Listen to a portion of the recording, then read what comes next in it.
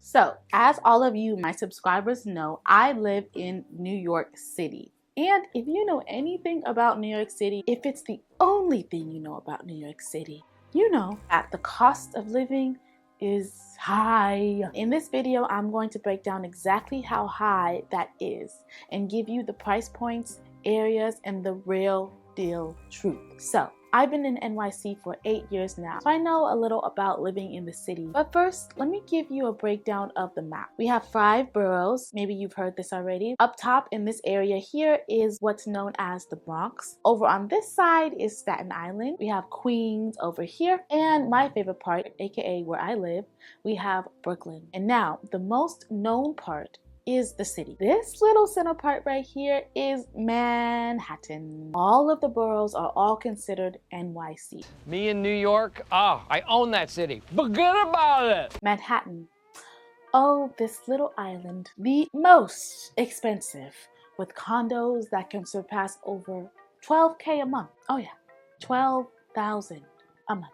And it's the year 2025, so obviously rent has raised over the years, and it only will raise more, obviously. I know it's scary, but just to give you the year, to give you a little bit of context as well. So in Manhattan, we have areas like Union Square, the Lower East Side, the Upper East Side, the Upper West Side, Soho, Midtown, Hudson Yards. I mean, the list goes on and on. And these areas are very nice spots. I mean, classy. Well, sometimes. When you hear about New York, aesthetically, these places are very Manhattan. That being said, if you want to try to rent an apartment in one of these areas, good luck. You're looking at least starting out at least $5,000 a month. And this is not no large, lavish, luxurious condo. I mean, it's gonna be nice, but probably pretty small. And sometimes not always nice, honestly. Well, at least not as nice as it should be for the price, in my opinion. But we also have places in Manhattan like Harlem or Washington Heights, more affordable, but a tiny bit further from the central city, but still very close. I mean, just a subway right away. Again, still expensive because it is New York. Well, New York, but better at least. In Harlem, you can rent a nice little quaint, humble spot for a good $2,500 if you're lucky. Again, still expensive. And Harlem didn't used to be like that, but you know, we ain't gonna get into that in this video all the time. We don't have time for that. But it's when you go into the other boroughs, again, away from Manhattan, is where you might possibly be able to find some sprinkle of hope of survival in this gold-sucking city. And it's because everything in NYC is Manhattan centered. It's the literal center. So the further you are from that, the less expensive things get. I'll speak about apartment pricing in Brooklyn specifically because I know it better and I live here. So in Brooklyn, we have areas like Dumbo, Carroll Gardens, Williamsburg, Brooklyn Heights, Park Slope. These areas are now among the most expensive parts of Brooklyn. Can anyone guess why? Pop quiz. Who is listening?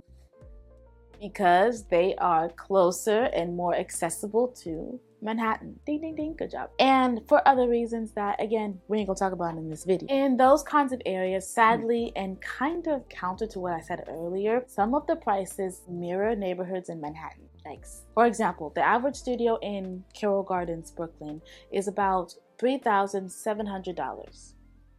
Studio, y'all. I said studio. That's just one large room. No extra bedroom or separation from the kitchen. Wow, why do I live here? But it is possible to find studios in Brooklyn for, say, $2,500, like in Harlem, and even cheaper, actually. In certain neighborhoods, you can find studios or one bedrooms for $1,700, $1,800, if you're lucky, because that's not findable for everybody.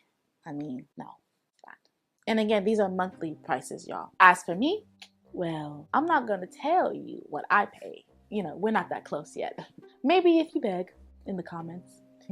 Do you want to know, for real, my living situation and how I survive here in Brooklyn? in NYC, I need at least 100 comments asking, then maybe I'll think about an exclusive video. Sites that you'd use to find apartments in NYC are mainly StreetEasy, that's the main one, maybe Zillow or apartments.com, and if you're slick and smart only, you may be able to find a little gem on Craigslist. Also, some people sublease their apartments for less, meaning someone who owns the apartment may just need a tenant for a few months or so while they travel, and in this case you wouldn't pay the whole rent, so it makes it easier and more affordable. And a lot of people have roommates in NYC. I don't, because you know, big ballin'. Ballin'. No, I'm just kidding, I'm broke. No, I'm just kidding. I'm just over the days of roommates, okay? That's it. But you know, that certainly helps with the rent. For my French language lovers and speakers and lovers of film, you should check out my mini film about my journey in NYC thus far. New York, un rêve. Mais est-ce que c'est vraiment ça? Un rêve? On va voir. I'll link it in the description box below. Check it out. Leave a comment below about your favorite thing about NYC, or what other behind the scenes exclusive lifestyle videos and details you'd want to know about in the city. And for all things language, travel, and NYC, be sure to subscribe, y'all, and hit the notification bell. Catch you next time. Peace.